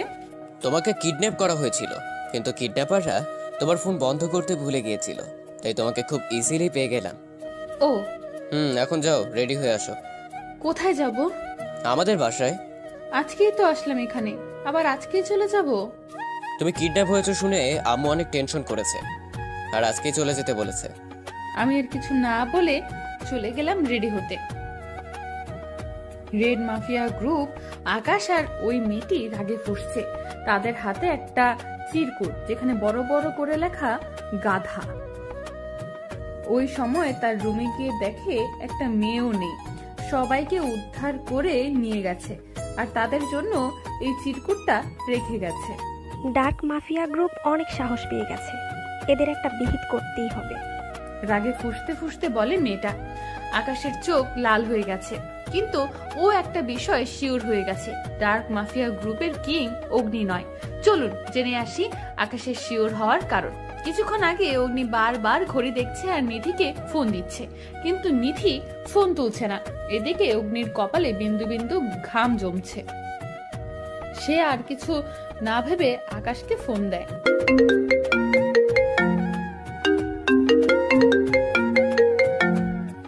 আকাশের সাথে এই কয়দিনে তার খুব ভালো বন্ধুত্ব হয়েছে। সে যাই হোক, 2 বার ফোন বাজতেই রিসিভ করে আকাশ। আকাশ? হ্যাঁ অগ্নি, বলো। নিধিকে খুঁজে পাচ্ছি না। হোয়াট? হ্যাঁ, আজকে দুপুরে ও আর ওর 2 ফ্রেন্ড ঘুরতে বের হয়, কিন্তু এখনো বাসায় ফিরেনি, বিকেল হয়ে গেছে। আচ্ছা, আমি দেখতেছি। এই বলে ফোন কেটে দেয় আকাশ, আর এতেও নিশ্চিন্ত হয় যে ডার্ক মাফিয়া গ্রুপের কিং অগ্নি নয়। Good job queen. কিং এর কথায় মুচকি হাসি কুইন। তখন অভি আর সাব্বির দরজায় এসে টোকা দেয়। কিং তাদের আসার অনুমতি দেয়। কংগ্রেচুলেশন আফা। তুমি এখন মাইর খাবে আমার হাতে। আফা কি? হ্যাঁ, আপনি বলতে পারো না? কুইন সাব্বিরের দিকে রাগী দৃষ্টিতে তাকাতেই সাব্বির চুপ হয়ে যায়। তাকে দেখে মনে হচ্ছে সে এখন 5 বছরের বাচ্চা। তার মুখের রিয়াকশন দেখে অভি আর কিং হাসতে থাকে, আর সাব্বির তাদের দিকে অসহায় দৃষ্টিতে তাকায়। বাসায় এসে ঢুকেই অনি এসে আমাকে জড়িয়ে ধরে। মা এসে আমাকে খুঁটিয়ে খুঁটিয়ে দেখছে, কোথাও আঘাত লাগছে নাকি। উফ মা, দেখো আমি একদম ঠিক আছি। চুপ থাক, আমাকে দেখতে দে। ভাবি, আজকে আম্মু তোমাকে এতগুলো খাবার খাওয়াবে। খাওয়াবো না তো কি করব? দেখ মেয়েটা কেমন হয়ে গেছে, ওইখানে খেতেও হয়তো দেয়নি ঠিক মতো। মেরি মা, ভাবি মাত্র 3 ঘন্টা ছিল কিডন্যাপারদের কাছে, আর এই 3 ঘন্টায় মানুষ শুকায় কেমনে? অগ্নি আর থাকতে না পেরে এবার শব্দ করে হেসে দিল। আমার হাসি পেলেও আমি চেপে গেলাম। মা অগ্নির দিকে চোখ গরম করে তাকালো। অগ্নি সেদিকে পাত্তা না দিয়ে হাসতে হাসতে গিয়ে সোফায় বসে বলে, মম, তুমি পারো বটে। তুই কি বুঝবি মায়ের চিন্তা? এই বলে মা আমার হাত ধরে নিজের মতো বকবক করতে চলে আসে রুমে। রুমে এসে আমার বিছানায় বসিয়ে আমার পাশে বসে আমার কোথাও ব্যথা লেগেছে কিনা তা দেখছে। আমি মাকে জড়িয়ে ধরলাম। আরে আমি ঠিক আছি একদম, চিন্তা বাদ দাও তো। আমি মায়ের সাথে কিছুক্ষণ গল্প করে চলে গেলাম আমাদের রুমে। রুমে গিয়ে দেখি অগ্নি গালে হাত দিয়ে কিছু একটা গভীর ভাবে চিন্তা করছে। কি চিন্তা করছেন শুনি? আমার গার্লফ্রেন্ডের কথা। কি, আপনার গার্লফ্রেন্ড আছে? আমার সাথে সাথে রাগ উঠে গেল। অগ্নির কাছে গিয়ে অগ্নির কলার ধরে নিজের কাছে এনে বলি, তোর বাস্তব তো দূরে থাক, স্বপ্নেও যদি কোনো মেয়ে আসে তাহলে তোর খবর আছে। কেন গো, জেলাস ফিল হয়? জানি না, ছাড়ুন আমাকে। নিজেকে ছাড়ানোর ব্যর্থ চেষ্টা করতে লাগলাম, এতে কোনো কাজ হয়নি। অগ্নি আমাকে আরো নিজের সাথে চেপে ধরেছে। আমি অগ্নির দিকে অসহায় দৃষ্টিতে তাকাতে সে আমার দিকে শয়তানি হাসি নিয়ে তাকায়। এই হাসি দেখে আমার গলা শুকিয়ে গেছে। মনে মনে নিজেকে গালি দিতে ইচ্ছে করছে। এত জেলাস ফিল করতে কে বলেছে? এখন একে সামলা তুই। আমি গেলাম। সকাল 8টায় ঘুম ভাঙে আমার। পাশে তাকাতে দেখি অগ্নি এক হাত ভর দিয়ে আমার দিকে তাকিয়ে আছে। রাতের ঘটনা মনে হতেই লজ্জা লাগছে ভীষণ। আমাকে লজ্জা পেতে দেখে অগ্নি মুচকি হেসে বলল, ওরে আমার লজ্জাবতী রে। আরে ছাড়ুন আমায়, অনেক দেরি হয়ে গেছে। কি রাতে অনেক জ্বালিয়েছেন, এখন প্লিজ ছাড়ুন। কিভাবে জ্বালিয়েছি গো তোমায়? ওর এমন স্লো ভয়েসে বলা কথা বুকে তোলপাড় শুরু করে দিছে। তার উপর এমন প্রশ্ন। আমি উঠে চলে আসতে নিব, ও আমাকে আরো চেপে ধরে নিজের সাথে। কি হচ্ছে কি? ছাড়ুন আমায়।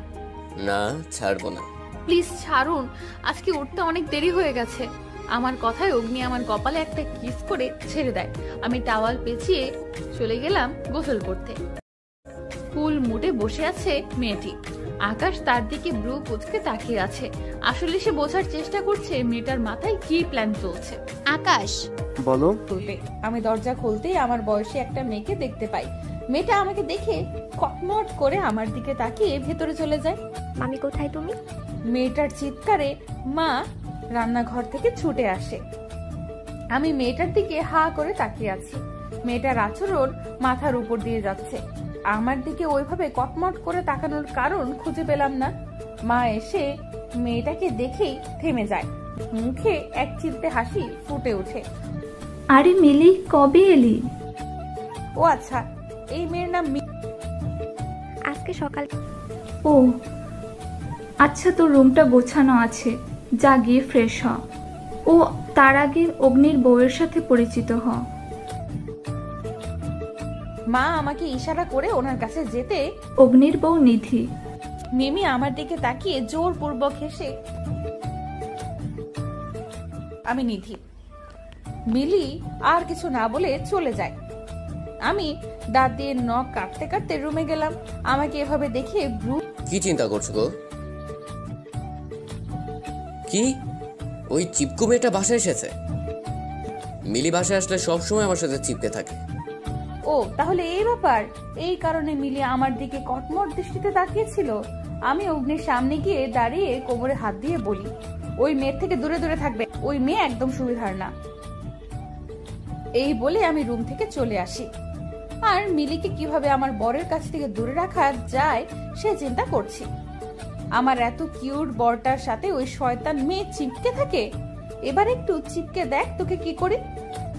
সকাল 10টা বাজে। খাবার টেবিলে বসে খাবার খাচ্ছি। মিলি গাল ফুলিয়ে বসে আছে, কারণ ও এসে অগ্নির পাশে বসতে চেয়েছিল, কিন্তু ওর পাশে আমি এসে বসে পড়ি। আচ্ছা, তুমি এভাবে ছুটে এসে আমার পাশে বসলে কেন? আমার কানের কাছে এসে ফিস ফিস করে বলে, আমিও আস্তে আস্তে করে বলি, নয়তো ওই মিলি পেতনি আপনার পাশে এসে বসতো। বসলে বসো তো। আমিও যাব অগ্নির সাথে ভার্সিটিতে। আমি মিলির দিকে কটমট দৃষ্টিতে তাকাতে ও আমার দিকে একইভাবে তাকায়। আমি ওর দিকে তাকিয়েই বলতে শুরু করি, মিলি, আমরা আজকে অনেক দিন পর ভার্সিটিতে যাব, তাই একটু বিজি থাকবো, তোমাকে আমরা সময় দিতে পারবো না। তুমি এক কাজ করো, অনির সাথে ওর কলেজে যাও। আমার কথায় মিলি কিছু বলতে যাবে, তার আগেই মা বলে উঠলো, হ্যাঁ নিধি ঠিকই বলছে, তুই আরেকদিন যাস। মিলি আর কিছু বলে না। আমি তার দিকে তাকিয়ে বাঁকা হাসলাম, আর অগ্নি আমার দিকে তাকিয়ে বাঁকা হাসলো। মিলির বাচ্চা, তোরে যদি আমি টাইট না দিছি তো আমি মিসেস অগ্নি চৌধুরী না। মেজাজ 360 ডিগ্রির উপরে আছে, রাগে শরীর কাঁপছে, আমার চোখ দিয়ে পানি পড়ছে। এটাই আমার প্রবলেম, রাগলেই চোখ দিয়ে পানি পড়ে। আর আমার এত রাগার কারণ হচ্ছে ওই স্টুপিড গার্ল মিলি। ভার্সিটি থেকে আসার পর অগ্নিকে টানতে টানতে বাইরে ঘুরতে নিয়ে গেছে। জানি না আমার কিউট বরটাকে ওই শাকচুনিটা কোথায় নিয়ে গেছে।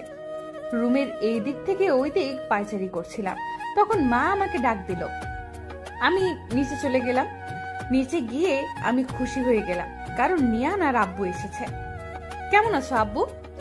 ভালো আছি, তুই কেমন আছিস? আমিও ভালো আছি। তুই কেমন আছিস পুচকে? একদম আমাকে পুচকে বলবি না। ওর কথায় হালকা হাসলাম আমি।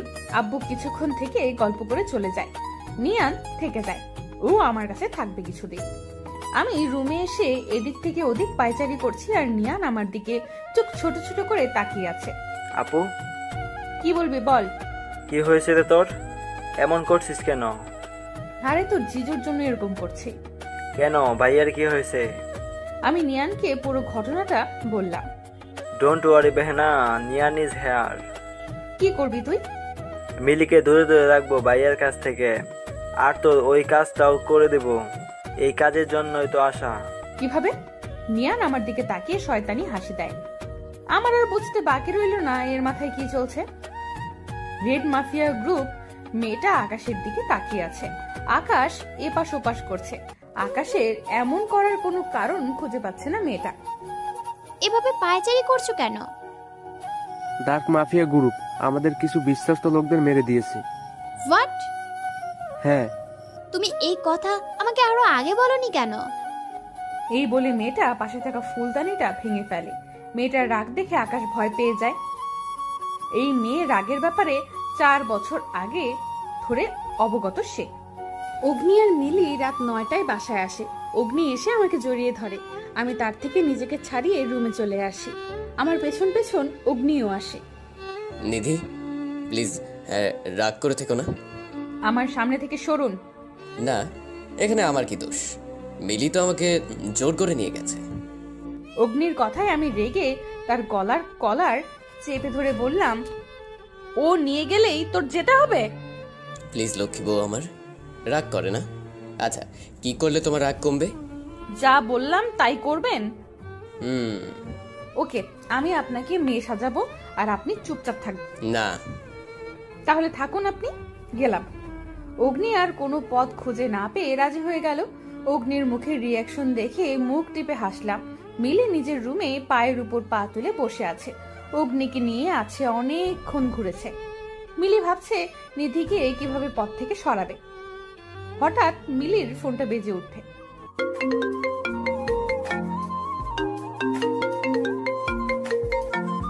মিলি বিরক্তি নিয়ে ফোনটা তুলে, হ্যালো আকাশ।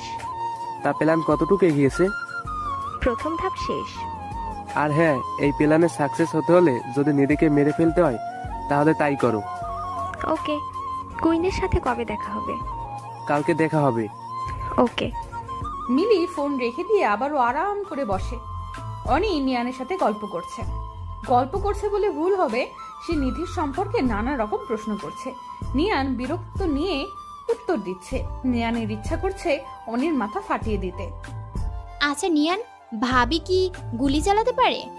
না আপু, এইগুলোতে ভয় পায়। ও আচ্ছা, আমি আসি। এই বলে নিয়ান ওইখান থেকে চলে যায়। নিয়ান চলে যেতেই অনি মাথায় হাত দিয়ে বসে পড়ে। কিভাবে পাবো আমি ওদের খোঁজ? কিভাবে?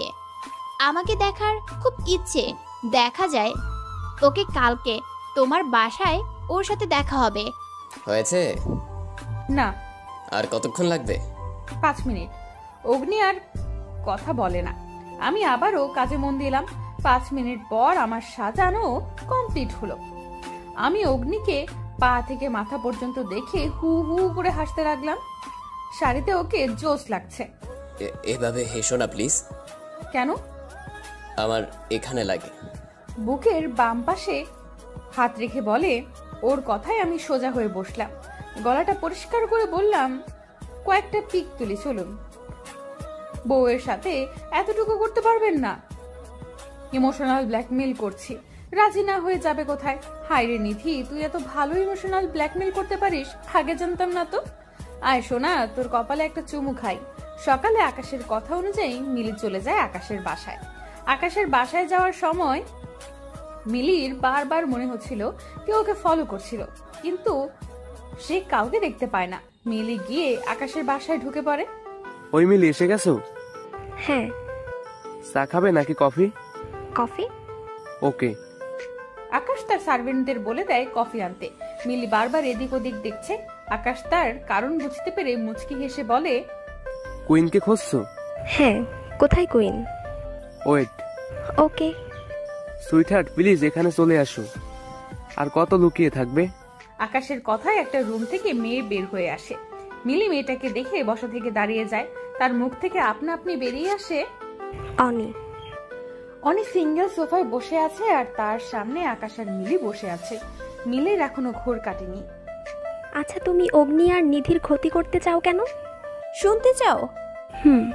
মিলির কথায় অনি চলে যায় 10 বছর আগের ঘটনায়। অনি আর তার মা বাবা ঘুরতে বের হয়েছে। অনির বয়স 9 বছর তখন। অনি খুব খুশি, কারণ অনেক দিন পর তারা ঘুরতে বের হয়। বাবা, আমি আইসক্রিম খাবো। কোথায় আইসক্রিম? ওই তো। আঙুল দিয়ে দেখিয়ে বলে। অনির বাবা অনিকে টাকা দিয়ে পাঠায় আইসক্রিম আনতে। অনি আইসক্রিম কিনে পেছনে ঘুরতেই দেখে তার বাবা মার মাথায় কিছু কালো পোশাক পরা লোক বন্দুক ধরে আছে। অনি ভয় পেয়ে সেখানেই থেকে যায়। অনির বাবা রেগে কিছু বলতে যাবে, তখনই গাছের আড়ালে অনিকে লুকিয়ে থাকতে দেখে করুণ গলায় বলে, আমাদের ছেড়ে দিন, আমরা কি দোষ করেছি?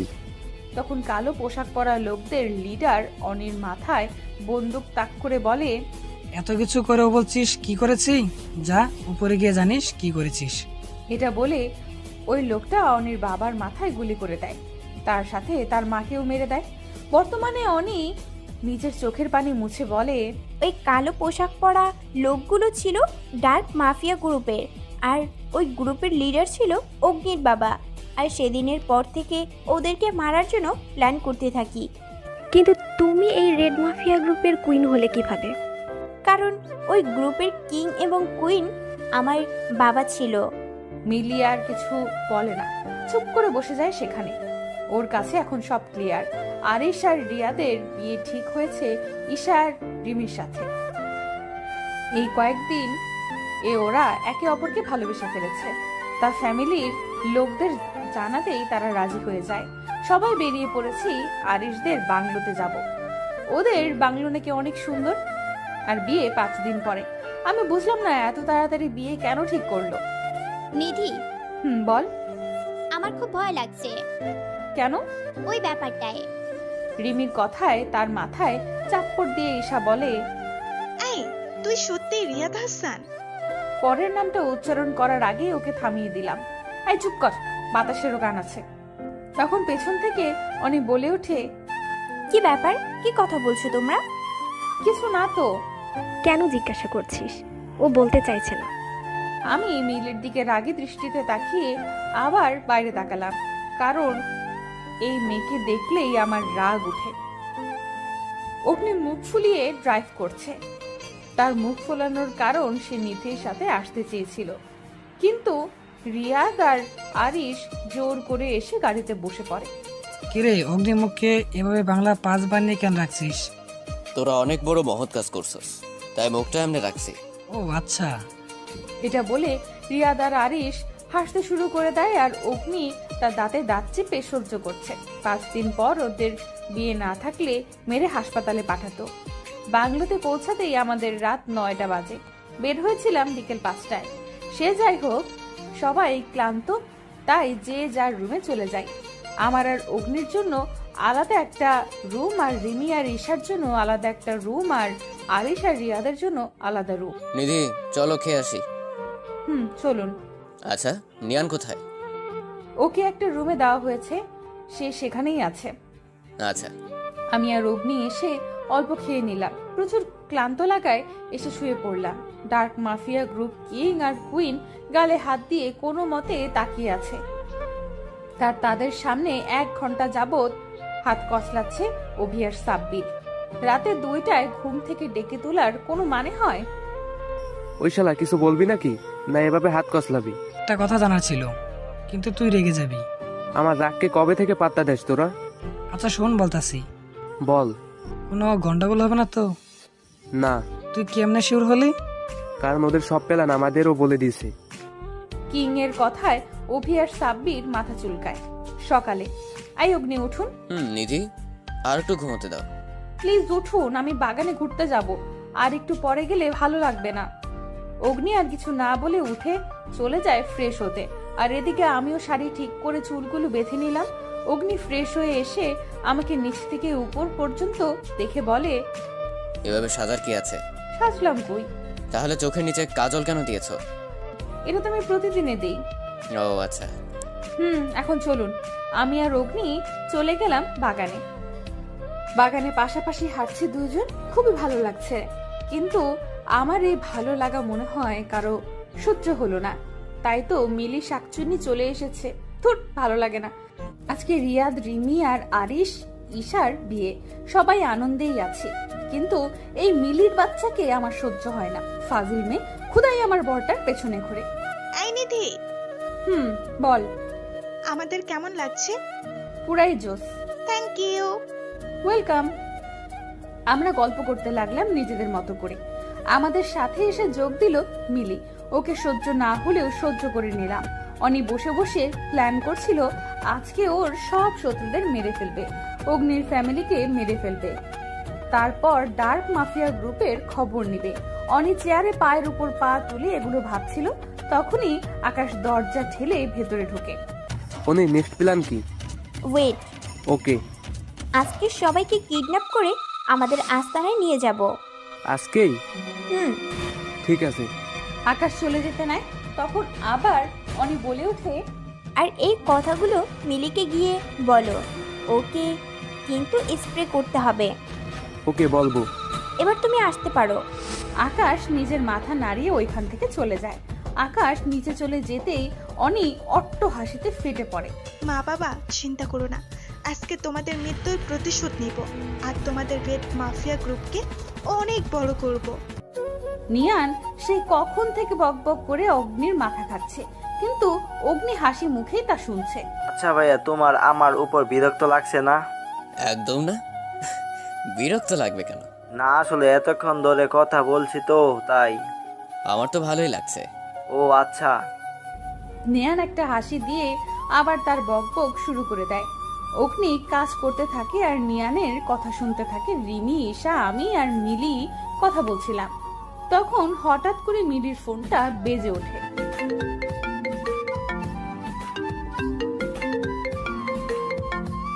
ও চলে যায় কথা বলতে। মিলি কথা শেষ করে আসতেই নিয়ান আসে দৌড়ে। কিরে, এভাবে দৌড়ে আসলি কেন? অগ্নি ভাইয়া বলেছে ওদের নিয়ে যেতে। ও আচ্ছা, তুই যা, আমি ওদের নিয়ে আসছি। নিয়ান কিছু না বলে চলে যায় মাথা নাড়িয়ে। আমি আর মিলি ওদের নিয়ে নিচে গেলাম। ভালোই ভালোই ওদের বিয়েটা হয়ে যায়। আমি তো লাফিয়ে অগ্নিকে জড়িয়ে ধরি, পরের ব্যাপারটা বুঝতে পেরে ছেড়ে দেই। আমার এমন কাণ্ডে সবাই মিটমিট করে হাসছে। তখনই অনি মাইক নিয়ে স্টেজে ওঠে। লেডিস এন্ড জেন্টলম্যান, আজকে রিয়াদ, রিমি এবং আরিশ, ঈশার বিয়ে সম্পন্ন হয়েছে। সবাই সবার পার্টনারকে নিয়ে ডান্স ফ্লোরে চলে আসুন প্লিজ। Enjoy the ceremony. অনির কথায় সবাই হাততালি দিয়ে ডান্স ফ্লোরে চলে যায় নিজেদের পার্টনারকে নিয়ে। অগ্নি আর আমিও আসি ডান্স ফ্লোরে। আমরা নাচছিলাম, তখন হঠাৎ করে নাকে কিছুর গন্ধ আসতেই নিচে ঢলে পড়ি। এরপর আর কিছু মনে নেই। যখন জ্ঞান ফিরে নিজেকে একটা রুমে আবিষ্কার করি, হাত পা বাঁধা অবস্থায় আছে। আশেপাশে তাকিয়ে দেখি অগ্নি, বাবা, মা সবাই আছে, আর আমাদের চারপাশে রেড কালারের পোশাক পরা। কে তোমরা? আমাদের এখানে ধরে নিয়ে এসেছো কেন? আমার কথাটার উত্তর দিল না কেউ। আমি চিৎকার করে ডাকছি কিন্তু কেউ উত্তর দিচ্ছে না। এর মাঝে সবার জ্ঞান ফিরে আসে। আমরা এখানে কি করছি? বিয়ের দাওয়াত খেতে এসেছি। আরে ভাই, আমাদের কেন উঠাই আনছে? আমার তো এখন বাসর ঘরে থাকার কথা। রিয়াদ, অফ যাও, নয়তো আমি তোমার 12টা বাজাবো। ভাই অফ যা। আর আমার বউটা কই রে? ওরে দেখি না কেন? ওই আরিশ কি বাচ্চি? অফ যা, আমার রাগ হচ্ছে, নয়তো তোর খবর আছে। ওদের কথায় আমরা হেসে দিলাম। এদিকে আমরা ভুলেই গেলাম আমাদের কিডন্যাপ করা হয়েছে। আমরা নিজেদের মতো করে একে অপরের পেছনে লাগছি। তখনই কেউ একজন বলে ওঠে, যত খুশি হেসে নাও, একটু পর তো তোমরা আর এই দুনিয়াতে থাকবে না। আমরা সেদিকে তাকাতেই অবাক হয়ে গেলাম। অনি আমাদের কিডন্যাপ করেছে, আর সাথে আকাশ আর মিলিও আছে। এই মিলিকে তো আমার আগে থেকে সন্দেহ হতো। অনিমা তুই? আমি তো আর তোমার আসল মেয়ে না, তো মামা ডাকা বন্ধ করো। মানে কি বলছিস বোন তুই? হ্যাঁ রে অগ্নি, আমি ঠিকই বলছি। আমি এই রেড মাফিয়া কিং এর মেয়ে ছিলাম। মানেটা হলো তোর বাবা আমার মা বাবাকে মেরে ফেলেছে। ও আচ্ছা, তুই ওই হারামিগুলোর মেয়ে। মুখ সামলে কথা বল বুড়ো। অনি, বাবাকে ছাড়ো। ও কামন নিধি। বাবাকে ছেড়ে দেয় অনি। বাবাকে ছেড়ে দিতেই বাবা কাশতে থাকে আর বলে, তোর বাবা ডাকের ব্যবসা করতো, মেয়ে পাচার করতো, শিশু পাচার করতো। তো এগুলোতে খারাপ কিছু তো নেই। বাবা মা যেমন ছিল মেয়েও তেমন হয়েছে। Just shut up. তারপর অনির দিকে তাকালাম, অগ্নিও আমার দিকে তাকালো। তারপর একসাথে সামনের দিকে তাকিয়ে অট্ট হাসিতে ফেটে পড়লাম, যেন এখানে কিছু একটা বড়সড় কমেডি হয়েছে আমাদের। এভাবে হাসতে দেখে পোকার মতো তাকিয়ে আছে অনেক। বড়ক্ষণে রেগে গিয়ে আমাদের দিকে তেড়ে আসতে নিতেই আবার থেমে গিয়ে পেছনে তাকায়। পেছনে তাকাতেই থমকে যায় অনেক, সাথে আকাশও থমকে যায় পেছনে তাকিয়ে। পিছনে তাকাতেই আকাশ আর অনি অবাক হয়ে যায়, কারণ ডার্ক মাফিয়া গ্রুপের সবাই ওদের লোকদের মেরে দিয়েছে। আকাশ আর অনি আবার সামনের দিকে।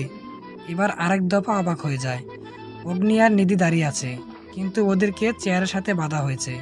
পাশে তাকাতে দেখে পুরো ফ্যামিলি দাঁড়িয়ে আছে। তোমরা চলে কি করে? ডার্ক মাফিয়ার কিং আর কুইনকে আটকে রাখা এত সহজ নয়। মানে? তখনই পেছন থেকে মিলি ওদের মাথায় বন্দুক তাক করে বলে, মানে হলো নিধি আর অগ্নি মাফিয়া টিমের লিডার। অনি আর আকাশ মিলির দিকে অবাক চোখে তাকায়। ওদের চেহারা দেখেই বোঝা যাচ্ছে ওরা অনেক বড় অবাক হয়েছে। আকাশ তাতে দাঁত চেপে মিলির দিকে তেড়ে আসতেই মিলি আকাশের পায়ে গুলি করে দেয়। বিশ্বাসঘাতক! আমি কি একবারও বলেছি যে আমি তোদের দলে? না। তাহলে আমি বিশ্বাসঘাতক হলাম কি করে? আমি প্রথম থেকেই ডার্ক মাফিয়া গ্রুপের দলে। আর অগ্নিকে ভালোবাসাটা একটা নাটক ছিল, যাতে আমি তোদের সাথে থাকতে পারি। অনি রেগে গিয়ে মিলিকে কিছু করতে যাবে, তখনই মিলি অনির পায়ে গুলি করে দেয়। অনি যখন ব্যথায় কাতরাচ্ছিল তখন মা কাঁদতে কাঁদতে বলে, তোকে কি নিজের মেয়ের থেকে কোনো অংশে কম দেখেছিলাম?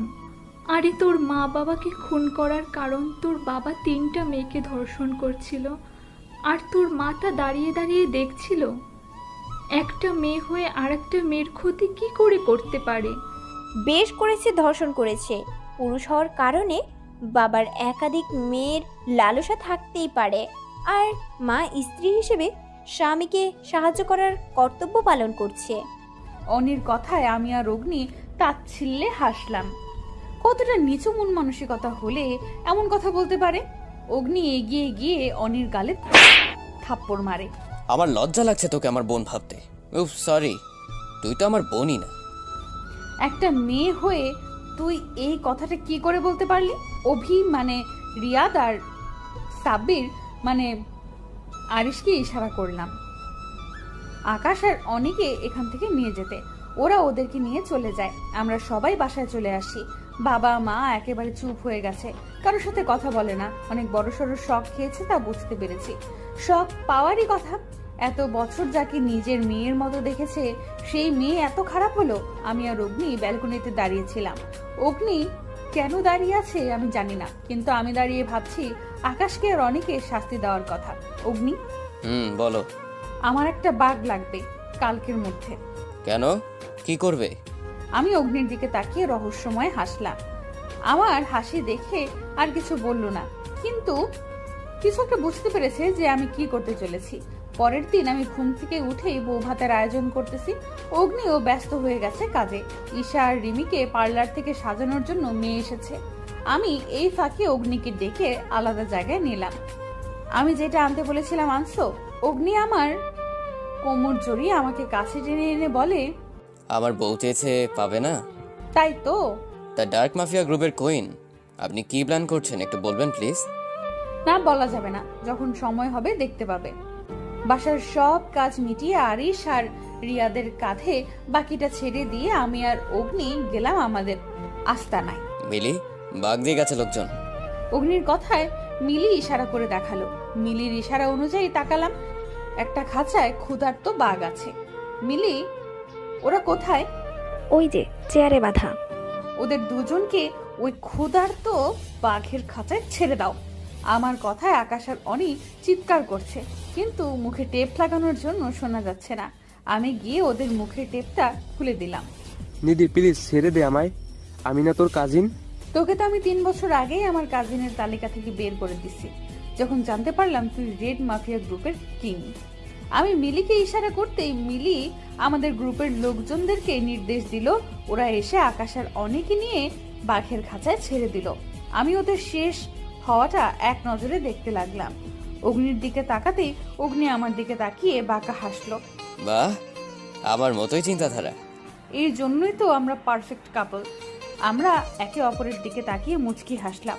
মিলি উঠে বলে, সত্যিই তোমরা পারফেক্ট কাপল।